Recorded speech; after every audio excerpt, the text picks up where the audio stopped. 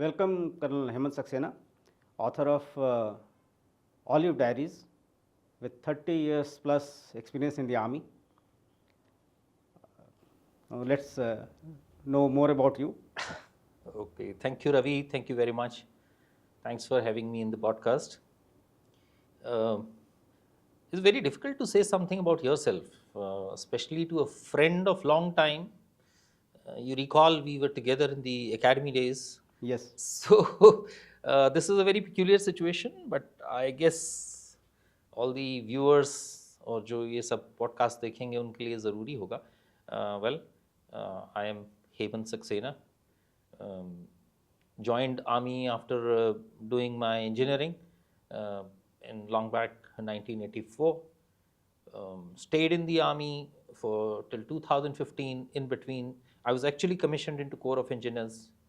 1991 shifted into MI, which is military intelligence. Stayed there with the intelligence till I superannuated in 2015.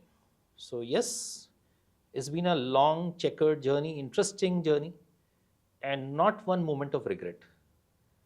Writing was something, a passion for me, and it became a reality after I hung my uniform. There was a lot of time available after that, so I got into it, and the result is Olive Diaries.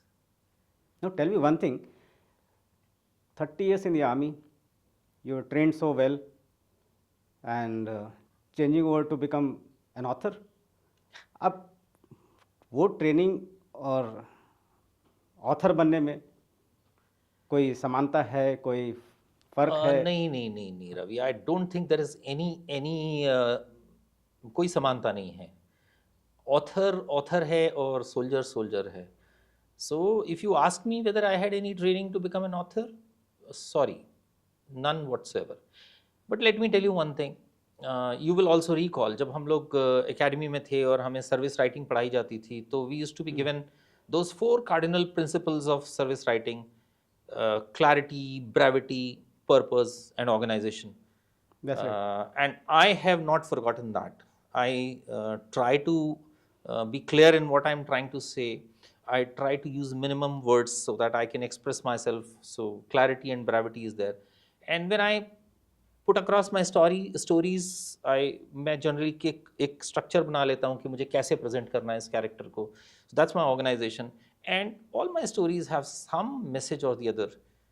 Therefore, I have a purpose.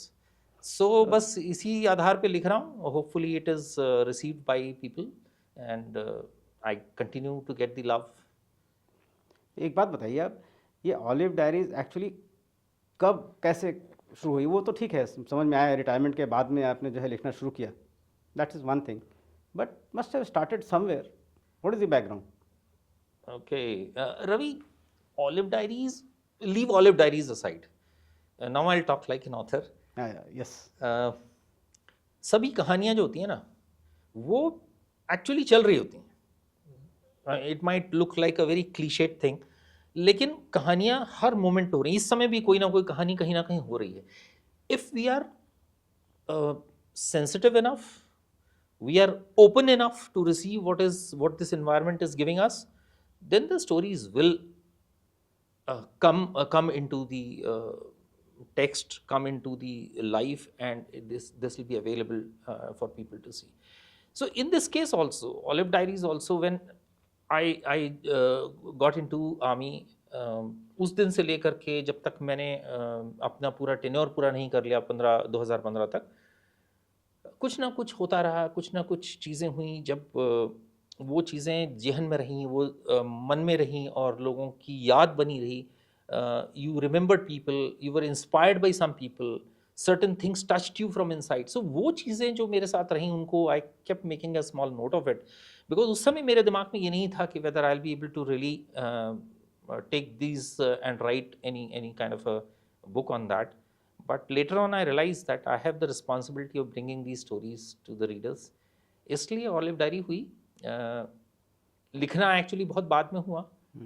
I think 2022, या that's the time when the first edition came out, and मैंने 6 महीने या 5 महीने लग के इस पर काम किया, and it came out. Covid was helpful. उस समय कोई काम नहीं था, तो I was able to put across, put this time to use. That's how Olive Great. Diary happened. Great. In your first edition of the book, you had 7 stories, और जो दूसरा एडिशन निकला है उसमें एक और स्टोरी आ गई, 8 हो गई अब. हाँ. तो You इसके want to बारे know में why बताइए. the eighth story? Okay. Ravi, all these stories are my journey into the army. So जैसे जैसे मैं मूव होता रहा अलग अलग जगहों पे, कुछ चीज़ें ऐसी हुई वहाँ से, I kept picking up those things.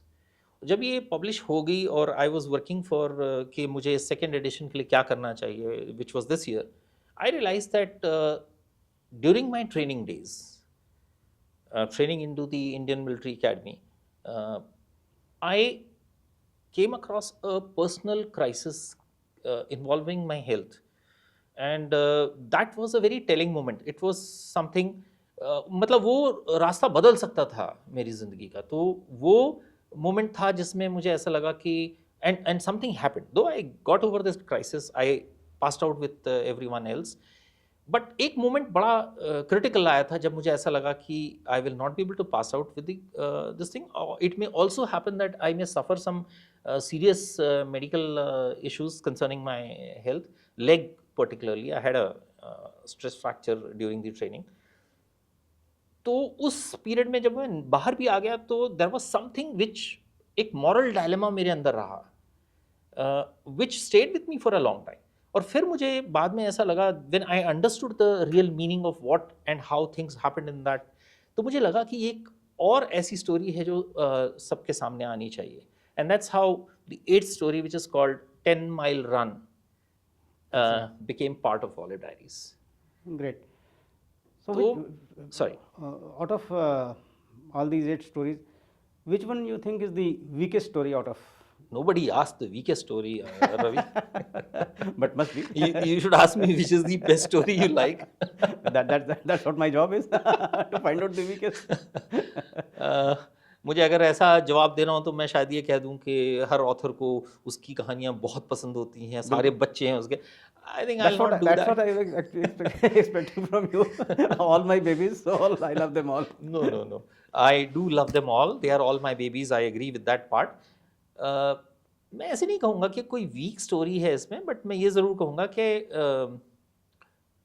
There is a story which will be difficult to relate to. You know, story का टाइटल है अ स्वीट बॉक्स. Yes. मिठाई का डब्बा. आपने पढ़ी है? Yes. तो I am sure you will be able to quickly reach that. But my readers would find time if they hit upon this book and they read it, they'll know there's nothing sweet in this story. Correct. Everything is other than sweet. This story, इसका जो environment है, this actually takes a sneak peek into the underbelly of Pakistan sponsored terrorism in J&K. This was during mid-90s or something. इसमें source operation भी एक base है, and it's a typically intelligence environment की story है. Since I am from MI and I was working in that capacity, तो इस story में problem ये है कि इसके जो इवेंट्स हैं, जो अनफोल्ड होती हैं चीज़ें, उससे रिलेट करने में थोड़ा सा मुश्किल हो सकती है आमतौर पे लोगों को, क्योंकि इसका आइडिया नहीं होता है कि कैसे चीज़ें होती हैं. तो मुझे लगता है कि this story might find it difficult to keep the readers with them. They might find it something happening which is not related, something that they cannot relate with. अच्छा ऐसे भी होता है क्या, and things like that. तो मैं कहूँगा that is one story. You tell me one thing. There's so many authors, so many books on and stories with military background, and your book, all 8 stories are actually with military background. हाँ. So where do you place your book vis-a-vis others? Ravi, again a very difficult question, क्योंकि मैंने बहुत सारा military authors पढ़े नहीं हैं. Some I have read and some have done a very good job. But military writing की एक चीज़ जो मैंने महसूस की है इंडियन कंटेक्स्ट में, बाहर के तो बड़े अलग अलग वैरायटी लोगों ने लिखा है, लेकिन इंडियन कंटेक्स्ट में most of the writings are focusing on the valour, the sacrifice, the बहादुरी here and then the fight there and all that. Ravi, I must add कि जो बैटल है the battle actually starts inside first. जब हम तैयारी कर रहे होते हैं ना वॉर की, so if there is an attack to be, I mean we are trained soldiers, we know it. एक ऑपरेशन को प्रिपेयर करने में जब आपको पता लग जाता है, आपको वार्निंग ऑर्डर मिल जाता है, आपको मालूम है कि आपका ये ऑब्जेक्टिव है, ये काम करना है आपको, तो दैट बैटल स्टार्ट्स इनसाइड। और वो बैटल आपकी अपने आप से होती है, because you are preparing yourself to go into a situation which is going to be potentially harmful. You can lose your life, you will see people dying next to you, you may be also one of them. तो ये जो internal battle होती है, जिसमें आदमी अपनी weaknesses को, अपनी परेशानियों को, जो उसकी मंडेन लाइफ चल रही होती है पीछे गांव में, घर में, उन सबको ओवरकम करके ही prepares himself to face the battle, to face the bullet. उस प्रोसेस में मैंने ज़्यादा लिखने की कोशिश की है। Once the outside battle starts, like it starts in Kargil और इट स्टार्ट्स इन JNK और लद्दाख और नॉर्थ ईस्ट और वेरेवर, मेरी कहानियों में इंटरनल बैटल ज़्यादा है।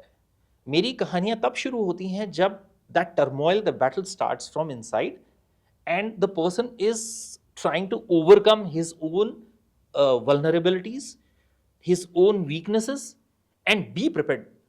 वो जब हम उसको रिकॉग्नाइज करते हैं ना कि ये बहादुर है, इसने ये काम किया है, शानदार काम किया, देश के लिए किया, अपनी फौज के लिए किया, वो मोमेंट की journey is what I've tried to cover in my stories. So that is how I say it is a little different than what the normal writing, military writing I have seen otherwise. I think well said, because I have gone through all your stories.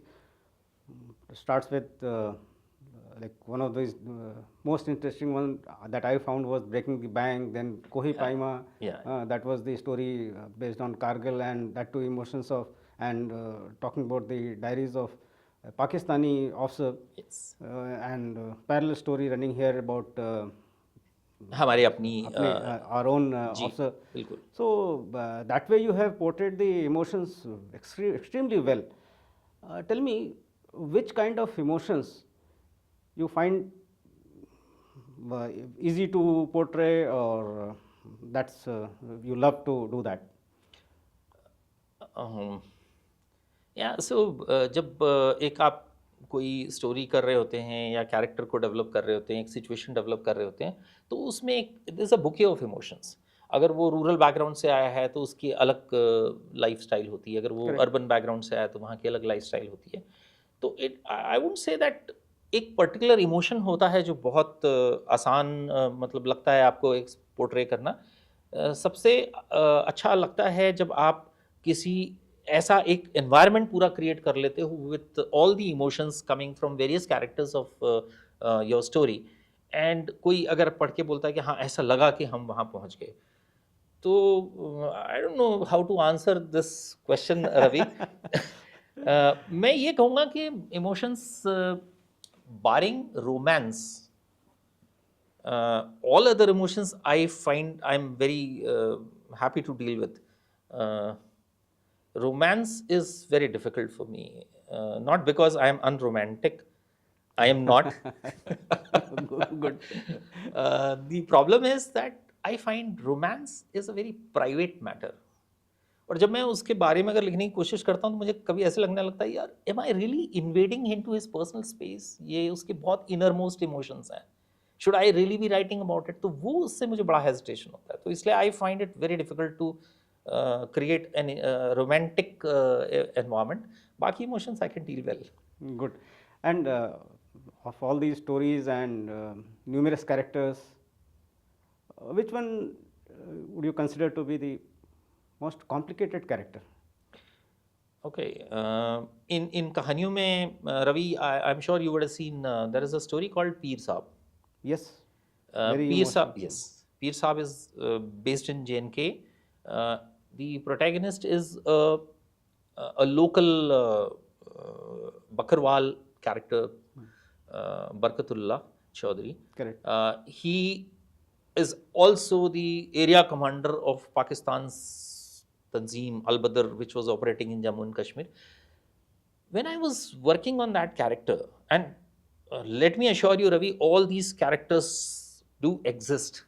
They were there. I witnessed them. So when I was trying to sort of sort of map that character कि वो क्या है इंसान and वो किस तरह की परेशानियों में पहुंच जाता है. He starts with some hope और वो कहाँ पहुंच जाता है, लाइफ कितना अनफेयर हो जाती है उसके साथ. आई वुडंट से अनफेयर, लेकिन कितनी हार्श हो जाती है उसके साथ लाइफ, And complicated. कॉम्प्लिकेट हो जाती है.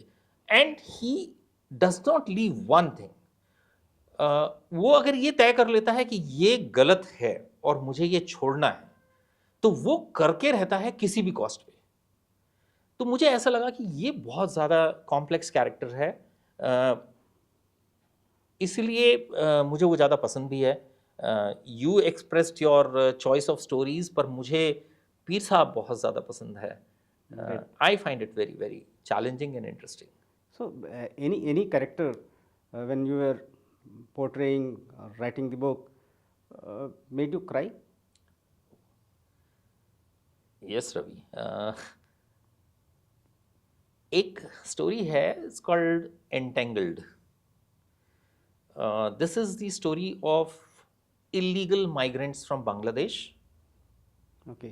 when they cross illegally and some of them come to India. आजकल illegal migrants का और काफ़ी शोर है, लेकिन there is a different flavor. Yes. There is the patriotic feeling, there is the economic pressure on the country and various other things, anti-national this and that, बहुत सारा चल रहा है. लेकिन जिस पीरियड में मैंने इलीगल माइग्रेशन को बहुत क्लोजली देखा इंडिया पाकिस्तान बॉर्डर पे सांबा सेक्टर में, वहाँ मैंने ये रियलाइज़ किया कि ये बहुत बड़ी त्रासदी है. It's a tragedy. और उसमें एक टीनेजर बच्चा है, Ramish is the name, I have given the name. This boy is specially abled, autistic है. वो he is not equipped to express himself. अगर आप उसे ऐसे छोड़ दें तो उसको न समझा जा सकता है, न वो अपने आप को समझा सकता है.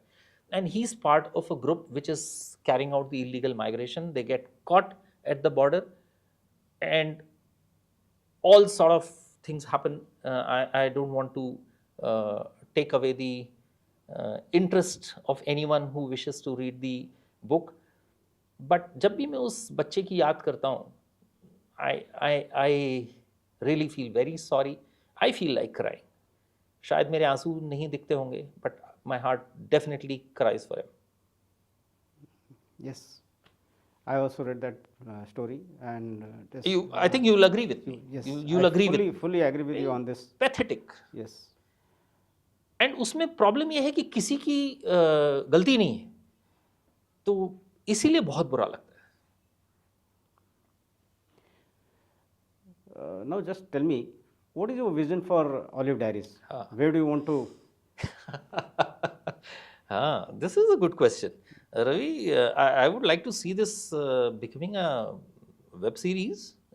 Why not? Yes. तो मुझे लगता है कि आजकल किताबें पढ़ते हैं लोग, ऐसा नहीं है कि नहीं पढ़ते हैं, बट रीडरशिप से ज़्यादा है व्यूअरशिप.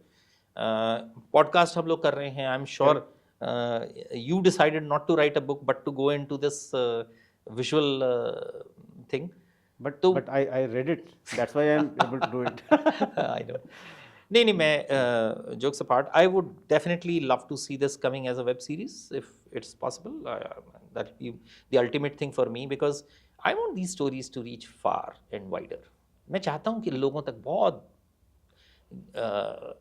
दूर दूर तक पहुँचे, लोगों को पता लगे कि क्या होता है, कैसे एक सोल्जर की इंटरनल जर्नी शुरू होती है, क्या क्या उसके चैलेंजेस होते हैं, क्या उसकी वल्नरेबिलिटीज़ होती हैं, कैसे वो एक सूरमा कहलाता है. ऐसे नहीं कि बस वो कूद पड़ा और उसने 4 लोगों को मारे before he lost his life. No, the lot goes inside. Now just explain what is Olive for the viewers who are not connected with military at all. Ravi, olive is a very simple term. Normally mythological Greek mythology में olive is used as olive branch actually is used as Yes. a symbol for peace and friendship. लेकिन coming closer home, olive is the color of our uniform when we are into this service, in the military service. तो मेरे लिए Olive Diaries was a period where I was taking these small notes and trying to collect, try to keep these stories alive. You know, it was happening at this some point of time. It has happened over a period of say 20-30 years. तो मैं अपने notes के form में उनको अपनी diary में record करता रहता था, and that's how the ones all this thing came together and I had those 7-8 stories ready for putting it together. I thought Olive Diary would be a befitting name for my first book, and that's how this is what Olive is in the Olive Diaries. That's great. आपके पसंदीदा writer कौन कौन से हैं? किनको आप पढ़ना पसंद करते हैं? हाँ, मैं बहुत पढ़ता हूँ. आई थिंक मिलिट्री राइटिंग में जो मुझे सबसे ज़्यादा अच्छा लगा है आज तक वो Ernest Hemingway, farewell to arms, whose bell it tolls something, I am missing the, या that's what the title is.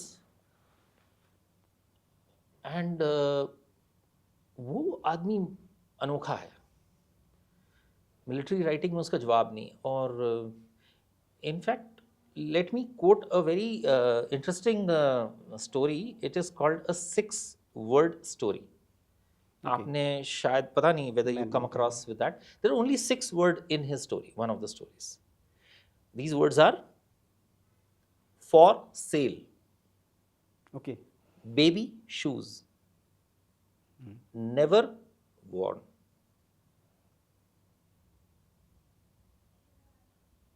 बच्चे के जूते बेचने के लिए हैं जो वो कभी नहीं पहन पाया. See the layers that go inside. He's just used these 6 words. It's very effective. I find his writing amazing.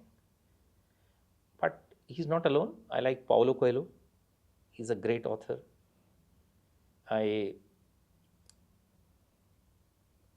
In Hindi, I have read Premchand is one of the best. Acharya Chatur Sen Shastri I like.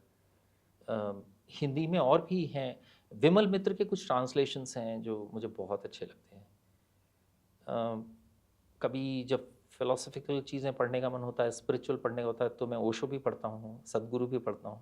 So I have a array of authors and I love them all. Fantastic. Now, some viewers who are watching may be having the same kind of emotions and maybe thinking of writing a book. So, what's your advice for the budding writers? ये भी कोई बहुत अच्छा सवाल नहीं है Ravi. You've troubled me by 2 bad questions. You know, देखो advice देना is not good. People say that advice when the wise don't need it and fools don't take it.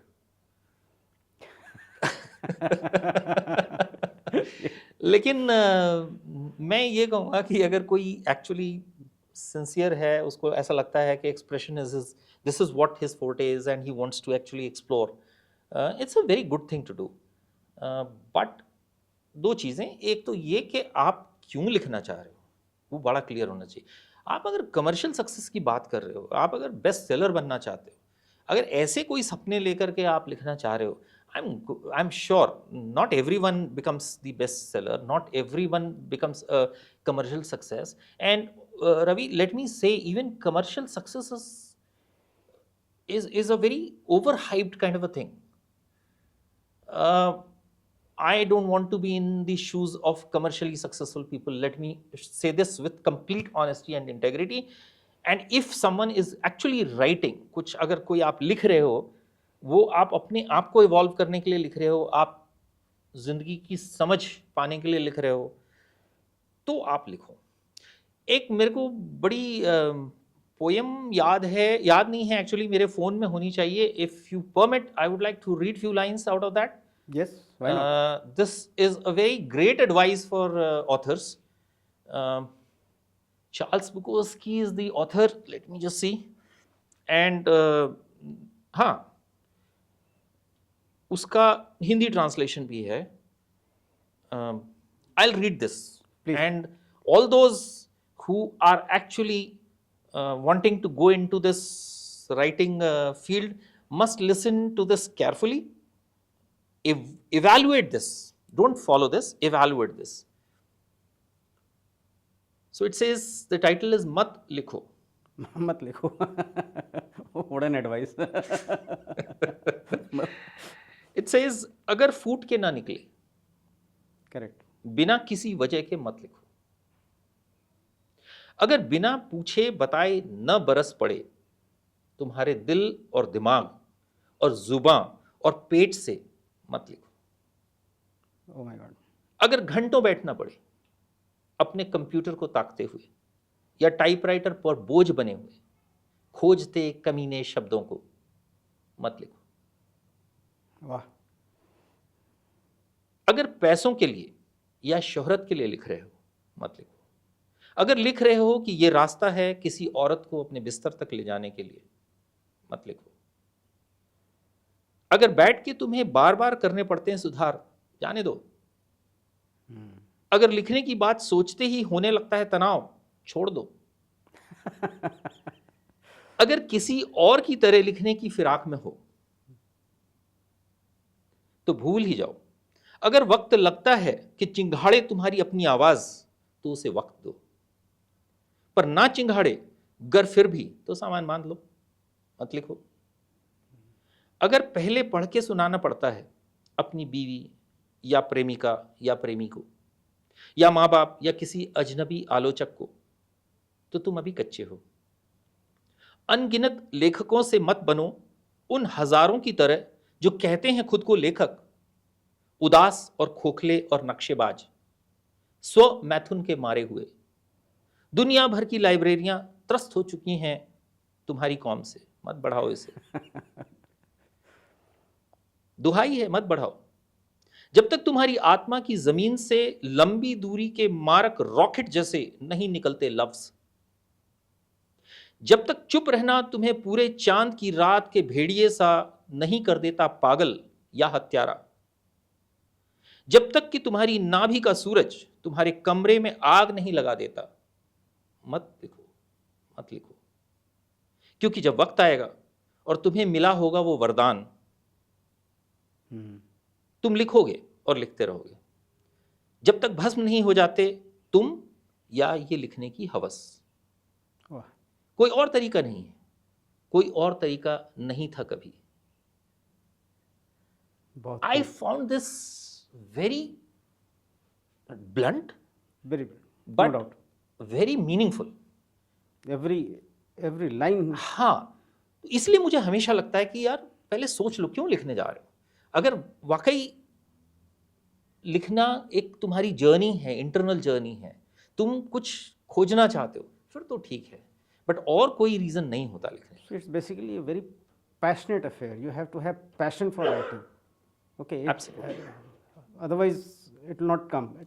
नहीं लिखा जाए, नहीं, बिल्कुल low quality. You will, like he says कि लाइब्रेरियां त्रस्त हो रही हैं तुम्हारे शब्दों से। तो अभी अभी अभी अभी अभी मैं एक इंटरेस्टिंग सवाल पूछ रहा हूँ। हाँ Ravi, personal, I am all open. Personal, ये ऑथर बन गए भाई, किताब लिख दी आपने, पहले तो अपने घर वालों का रिएक्शन बताओ ना। What did your wife think about it? आपकी डॉटर ने क्या समझा? I think I was singularly किसको सुनाया पहले? नहीं, मेरी सारी कहानियाँ मेरी वाइफ पहले सुनती है और she has a great authority. In fact मैंने जब शुरू में कुछ कहानियाँ लिखी थी तो she rejected at least 5-6 of them. तो आप सोचो, मुझे 7-8 में बड़ी मुश्किल हो गई थी, एंड 2-3 तो फिर मैंने बिल्कुल फ्रेश नोट्स निकाल के लिखना शुरू किया था जब इनिशियली हुआ। She is my strictest editor and critic and whatever I call it as. Good. My son and daughter, since they have their own life, they don't stay here with us. Daughter तो अभी है यहाँ पर, but obviously they have their own way of, but they're very encouraging. In fact, मेरी daughter was, she used to, जब मैं लिखता था, मतलब it was not decided कि मैं कुछ लिखूँगा, तो she used to come with a small diary and pen, gift me कि पापा आप क्या कर रहे हो, कुछ करो, those ideas. My son and daughter both, they told me कि आप जब लिखते हो तो send us the rough drafts, we'll read it, we'll ask our friends to read it and we'll give you a feedback. So they were very supportive. My family was very supportive. And the biggest support was my dog. You know, wife. Did he bark? No. Ravi, that's what I'm trying to tell you. Wife will say, अच्छा बहुत लिख लिया तुमने, चलो आओ थोड़ा ये भी करना है, मतलब तुम क्या लेखक ही बने रहोगे, something like that. She would definitely say. क्योंकि घर में अब हम दोनों हैं तो एक दूसरे की के लिए मतलब ऐसा हमेशा यही होता है कि यार ये करना है या ये अभी ज़्यादा ज़रूरी है, तो उसने बहुत परेशान भी किया मुझे जब मैं लिख रहा था. I hope she doesn't see this. लेकिन this dog is called Pablo. मैं अगर अपनी डेस्क पे जाता हूँ, वो चुपचाप आके मेरे पास बैठ जाता है. वो otherwise he is a very noisy character, बहुत चिल्लाता है, पड़ोसियों पे चिल्लाता है, कोई बाहर से आता है उस पर चिल्लाता है. लेकिन जब मैं लिखने बैठ जाता हूँ तो he just comes and sits close to me. He will never utter a single word जब तक मैं लिखता रहूँ या जब तक मैं डेस्क पे बैठा रहूँ कुछ पढ़ता रहूँ. अगर वो खाना मांग रहा होगा, he has a very peculiar habit of sitting in front of the kitchen to ask for the food. He is not allowed inside the kitchen. I am allowed. मुझे काम करना होता है और कोई वजह नहीं है. But he is not allowed. My wife says तुम बाहर हो गए, तो वो बाहर बैठ के खाना मांगता है. लेकिन अगर मैं, और वो मुझसे मांगता है, वाइफ से नहीं मांगता है. वाइफ से मैं मांगता हूँ. तो वो फिर जब मैं लिखने बैठूंगा तो वो आके मेरे पास बैठ जाएगा. And he will sit there. He will, चाहे मैं कितना देर लगा लूँ, वो नहीं बोलेगा. He is my biggest Support. Fantastic. It's really, he's the biggest support I have. Okay, and you are onto another project. You're writing another book, and would like to say something about Yeah, that? certainly. अभी हुआ ये कि मैंने ये तो English में है, olive diaries. मैं हिंदी भाषी हूँ. मतलब मैं मध्य प्रदेश का हूँ. मेरी स्कूलिंग मेरी हिंदी मीडियम से हुई है. I don't know whether you this know this और नॉट. Yes. लेकिन जब मैं फ़ौज में आ गया और अंग्रेज़ी का सारा काम धाम सब कुछ होने लगा, तो आई एक्चुअली लॉस्ट टच. और मैं आपसे ये भी बता दूं कि when I was in school college days I used to write, though nothing got ever published. मेरे दिमाग में कभी नहीं आया कि इसको पब्लिश करना है या क्या करना है. I was very keen on theatre actually school days में. हाँ, तो मैं लिखता था so that this could be presented on the stage. So you got you here in theatre. My हाँ, studio. I know. बहुत पुरानी बात हो गई, स्कूल डेज की बात हो गई. उसके बाद में I was completely out of touch. मैं ये कह रहा था कि जब लिखने की ये चीज़ आई कि मैंने इंग्लिश में क्यों लिख दिया, तो lot of my friends they did not read it. जैसे यार तुम क्या अंग्रेज हो गए हो, अंग्रेज में हम अंग्रेजी पढ़ते नहीं है, तुम हिंदी में लिखो तब बताना.